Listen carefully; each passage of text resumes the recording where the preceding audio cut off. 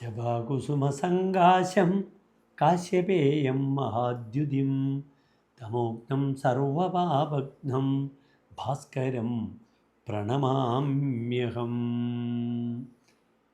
ഇരുട്ടിനെ, അന്ധകാരത്തെ അകറ്റുന്ന, സർവപാപങ്ങളെയും അകറ്റുന്ന ആ ഭാസ്കരനെ, സൂര്യഭഗവാനെ ഞാൻ നമസ്കരിക്കുന്നു. പ്രിയമുള്ള പ്രേക്ഷകരെ, നവഗ്രഹത്തിൽ ജപാകുസുമ സങ്കാശം എന്ന ഈ ആദ്യത്തെ ശ്ലോകം ആദ്യത്തിൻ്റെ പ്രാർത്ഥന ശ്ലോകമാകുന്നു. ഇവിടെ നാം ചർച്ച ചെയ്യുന്ന ജ്യോതിഷ വിഷയം സൂര്യൻ കർക്കിടക രാശിയിലേക്ക് പ്രവേശിക്കുകയാണ്.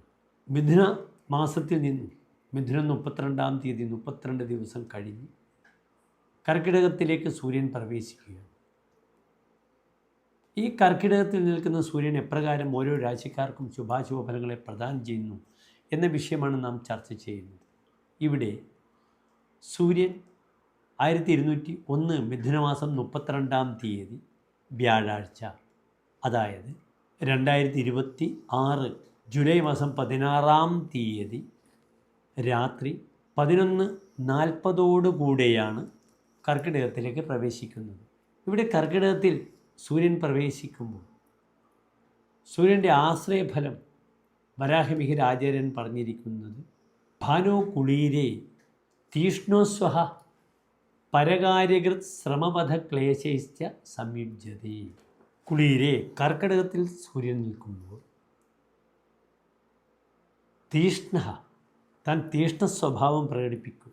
അസ്വഹ നാസ്തി സ്വം യസ്യ സഹ, ധനമില്ലാത്ത അവസ്ഥ, സാമ്പത്തിക വിഷയത്തിലേക്കുണ്ടാകുന്ന ബുദ്ധിമുട്ടുകൾ, വിത്തം കുറയുക, ശ്രമവധ ക്ലേശൈഹി സംയുജ്യത, വളരെയധികം ശ്രമം, യജ്ഞങ്ങൾ, വധക്ലേശങ്ങൾ, ഇതൊക്കെ തന്നെ കർക്കിടകത്തിലെ സൂര്യൻ പ്രദാനം ചെയ്യും. നല്ലൊരു ഫലമാണോ?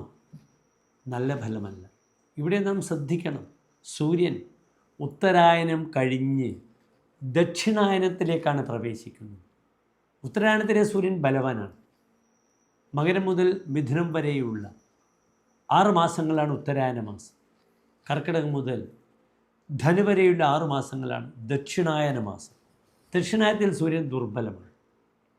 ഈ കർക്കിടക മാസത്തിലാണ് അങ്ങേയറ്റം വറുതിയുടെ, ക്ലേശങ്ങളുടെ, പ്രയാസങ്ങളുടെയൊക്കെ കർക്കിടക മാസ പിറവി. നാം പിതൃകർമ്മം അനുഷ്ഠിക്കുന്ന, ഏറ്റവും മഹത്തായ പിതൃക്കളെ സന്തോഷിപ്പിച്ച് അവരെ സ്വർഗലോകത്തിലേക്ക് അയക്കുന്ന മാസമാണ് കർക്കിടക മാസം. അപ്രകാരം തന്നെ വറുതിയുടെ മാസമാണ്. ധാരാളം ക്ലേശങ്ങളും പ്രശ്നങ്ങളും കർക്കിടക മാസത്തിൽ സംഭാവ്യമാണ്. അതിനാൽ സൂര്യൻ്റെ കർക്കിടക രാശിയിലുള്ള ആശ്രയഫലം ഹോരാചാര്യർ പറഞ്ഞിരിക്കുന്ന അത്ര ഗുണമല്ല. അനാവശ്യമായ വീറും വൈരാഗ്യവും വാശിയുമൊക്കെ പ്രകടിപ്പിക്കുക, തനിക്ക് യാതൊരു പരിചയവുമില്ലാത്ത കഠിനാധ്വാനത്തിലേക്ക് പ്രവേശിച്ച് അതിലൂടെ ഉണ്ടാകുന്ന ക്ലേശങ്ങൾ അനുഭവിക്കുക, ധനപരമായ വിഷയത്തിൽ അപൂർണത ഉണ്ടാവുക, ഇതൊക്കെ സംഭവിക്കുന്ന മാസമാണ് കർക്കിടക മാസം. അതിനാൽ വളരെ ജാഗ്രത ഈ കർക്കിടക മാസക്കാലം പുലർത്തേണ്ടിയിരിക്കുന്നു എൻ്റെ പ്രിയമുള്ള പ്രേക്ഷകർ. നാം മേടം മുതൽ മീനം വരെയുള്ള 12 രാശിക്കാരുടെയും ഈ കർക്കിടക മാസത്തിലുള്ള ശുഭാശുഭ ഫലങ്ങളെ ചർച്ച ചെയ്യുന്നു. നമുക്ക് മേടം മുതൽ മീനം വരെയുള്ള രാശിക്കാരുടെ ഫലങ്ങൾ ശ്രദ്ധിക്കാം.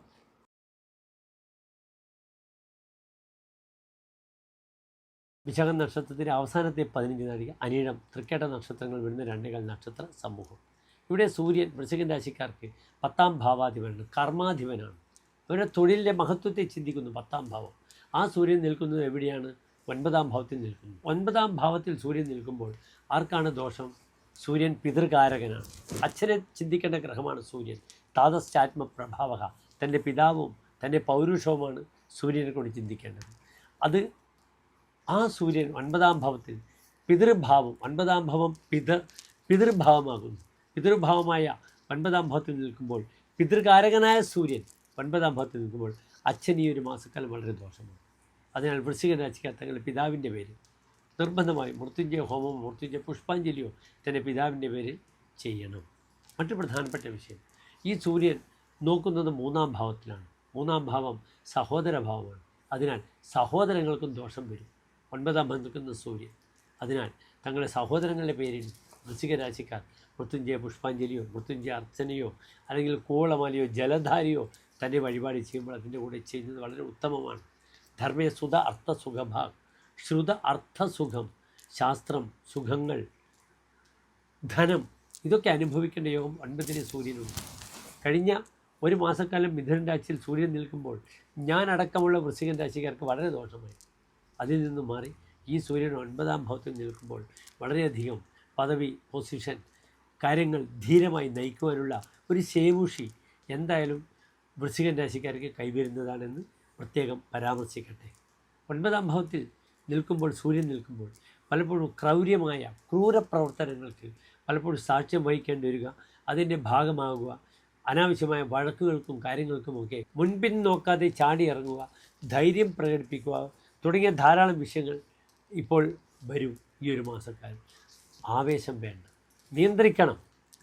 ദിവാനായികയെ ദുഷ്ടത കോണയാതെ. ചമത്കാരം എന്താണ് പറഞ്ഞിരിക്കുന്നു? 9ൽ സൂര്യൻ വരുമ്പോൾ ദുഷ്ട സ്വഭാവം പ്രകടിപ്പിക്കും.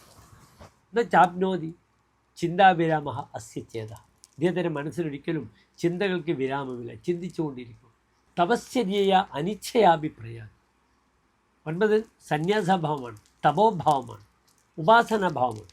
9ൽ സൂര്യൻ നിൽക്കുമ്പോൾ തനിക്കിഷ്ടമില്ലാതെ തപസ്, സന്യാസം, പ്രാർത്ഥന, ഈ വക പരിപാടികൾക്കൊക്കെ പോകേണ്ടി വരും. ചിലപ്പോൾ വീട്ടുകാരുടെ നിർബന്ധം, അല്ലെങ്കിൽ ഭാര്യയുടെ നിർബന്ധം, ഇതൊക്കെ വരും. അപ്പോൾ മനസ്സിന് ഇഷ്ടമുണ്ടെങ്കിൽ മാത്രം തീർത്ഥാടനങ്ങളുമായി ബന്ധപ്പെടുന്ന വിഷയത്തിലേക്ക് വ്യാപരിക്കാൻ ശ്രമിക്കുക. ക്രിയാതുങ്കത, പ്രബലമായി ജോലി ലഭിക്കും. കർമ്മമേഖല വളരെ സമ്പുഷ്ടമായി. തപ്യതയെ സോദരേണ, തൻ്റെ സോദരനാൽ തനിക്ക് ദുഃഖം വരും. അതിനാൽ ഞാൻ സൂചിപ്പിച്ചു, വഴിപാടുകൾ പിതാവിൻ്റെ പേരിലും തൻ്റെ സഹോദരങ്ങളുടെ പേരിലും ചെയ്യുകയാണെങ്കിൽ വൃശ്ചിക രാശിക്കാർക്ക് വളരെ നല്ലതാണ്.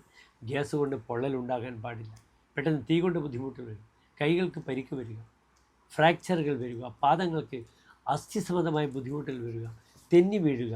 ഇപ്പോൾ മഴക്കാലമാണ്, ഇതൊക്കെ ശ്രദ്ധിക്കണം. നിർബന്ധമായും ഇവിടെ ശിവക്ഷേത്രത്തിൽ കൂവളമാല, ജലധാര വഴിപാടുകൾ ചെയ്യും. അപ്രകാരം നന്നായി ആദിത്യ ഹൃദയ മന്ത്രം ജപിക്കുക. ഓം നമഃ ശിവായ എന്ന പഞ്ചാക്ഷരി മന്ത്രം തന്നെ ജപിക്കുക. വളരെയധികം മാറ്റങ്ങൾ ഉണ്ടാകട്ടെ. വൃശ്ചിക രാശിക്കാർക്ക് നന്ദി, നമസ്തേ.